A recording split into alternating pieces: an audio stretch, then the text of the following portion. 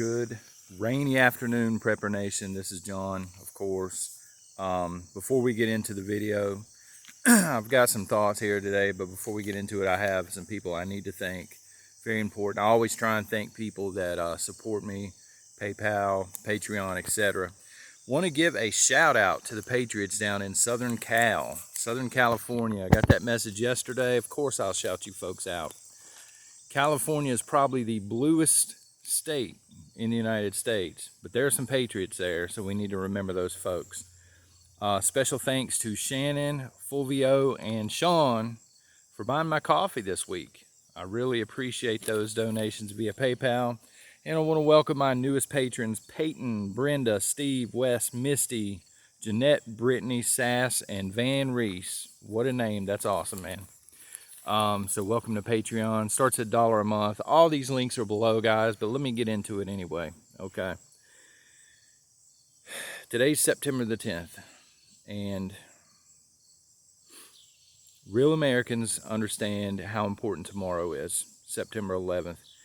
You guys are going to get bombarded with posts tomorrow, and you should, about not forgetting September the 11th. Never forget. I had just gotten a job working armed security here locally, and it was just mass panic and bedlam. I can remember, it was like my first week there, and it was just, I don't know, for those of you who are too young to remember, September 11th, I legitimately thought, and a lot of us did, that it was the opening stages of World War III. We didn't really know what was going on at first. And of course, there's still different theories and conspiracies and things like that out there. But, so we may never really know all of the details of what happened on September 11th. But it's important to remember why it happened.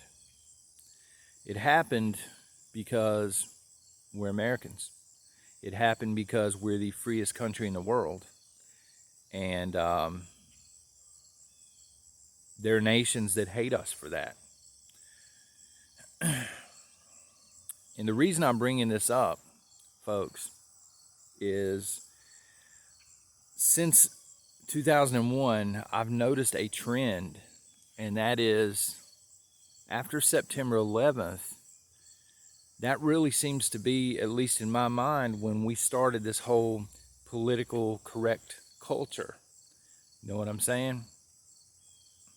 That seemed to be the time when people,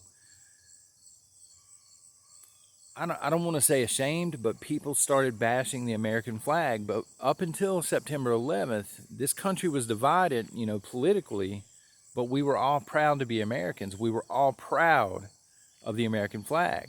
And so to tell you a little story, this happened earlier this week. I'm in the pharmacy here locally with my wife, and some man baby, pharmacist actually, but a man baby, stared me down like he wanted to kill me. I'd never seen this cat before in my life.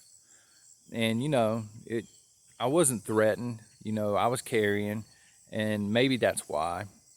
But on top of that, he was 130 pounds. I could have ripped his arms off and beat him to death with his own arms, but I'm not a violent individual. And so it struck me as odd, though. I could tell by the way this guy was looking at me. He could have killed me. And I didn't realize at the time why that was. But as we're leaving the pharmacy, an elderly man, sweet man, he stopped me at the door as he was coming in, and he saluted me. And then he brushed my shoulder and he said, "Thank you." And he had a hat on that said Korea veteran. And I realized at that point in time that I was wearing a mask. Sometimes I do, sometimes I don't, folks. I know I got some anti-maskers out there, and I hate them myself. I don't think they work. But in some situations, I try and be respectful here. If it's really hot outside, which in the South, when it gets really hot, it's humid also, and it's hard to breathe, I don't wear them. But this particular day I had it on, and it's an American flag. And I realized at this point in time, the pharmacist was looking at me. I don't know if he was communist or socialist or whatever, Antifa, but this is why he was staring at me.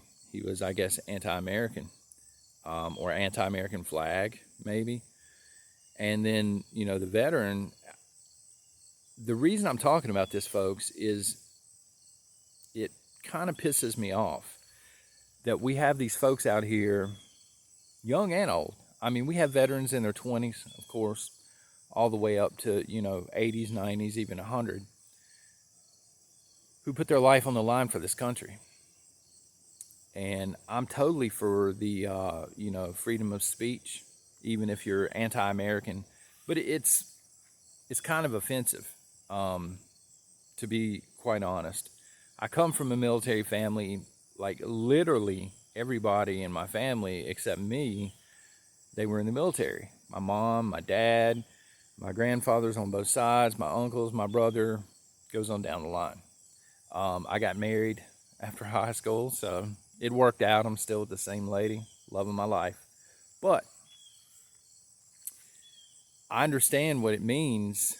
You know, I see in my own family, people putting their lives on the line, putting their lives basically on hold so they can go defend this country. And I don't understand at what point exactly the American flag went from being a symbol of being proud to being an American to being offensive. I don't understand at what point society began telling us we're supposed to not offend people by wearing the American flag. And again, I mean, it kind of pisses me off that we have, especially these older veterans, man, you know, Vietnam and Korea and World War II, can you imagine what these folks went through, getting shot at? And I mean, just some of the worst conflicts, you know, and even today over in the Middle East, getting shot at every day, right? And doing it to try and keep this country free. And then when you come back home, you have all these, and I like coffee, but you have all of these 100-pound vanilla latte drinking man babies that find the flag offensive. And I just don't understand that train of thought, you know. If it's so offensive, why are you here? Right? Why are you here? If you think that the country can be better, don't be a pharmacist at Walgreens. You know, sign up for military service and go do it better if you think you can. You know what I'm saying? Because I suspect it's not as easy as you might think it is. I don't know. I mean, the flag to me is a symbol of freedom, and it's going to remain that way for me. I don't care if I'm the last person in the United States that is proud of the American flag. I'm still going to wear it. I'm still going to be proud of it. I'm not taking it off, you know. And again, I respect everybody's right to protest, even the national anthem and everything like that. People have the right not to wear the flag. They have the right not to stand for the national anthem, things of this nature. But don't look at me like you're going to kill me because I do have respect for the flag. You understand what I'm saying? And even if you have a problem with the United States and you refuse to move and you're just trying to disrupt the system and be part of a movement, comrade, even if this is the case, at least respect the fact that the men and women in uniform, past and present, they had the balls that you don't have, right? They have kept this country free. And we're constantly talking about threats, foreign and domestic, on this channel. I try to offer a lot of prepping tips, but also, you know, I want to inform people about what's going on, and I like to have those discussions as well. So I try and shoot them out here in the morning with the birds, right? And we have our problems as a nation. There's no doubt about that. But at the end of the day, I'm not really worried about the UN. I'm not really worried about the Chinese. I think they're both huge threats to the country.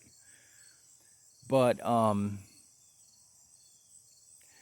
I think especially with the Chinese, I think that they understand, and if they don't, they better learn very fast that if they come over here and they try to invade our country, divided or not, the people in China will be speaking English 10 years later, because we're just not going to fall to the Chinese.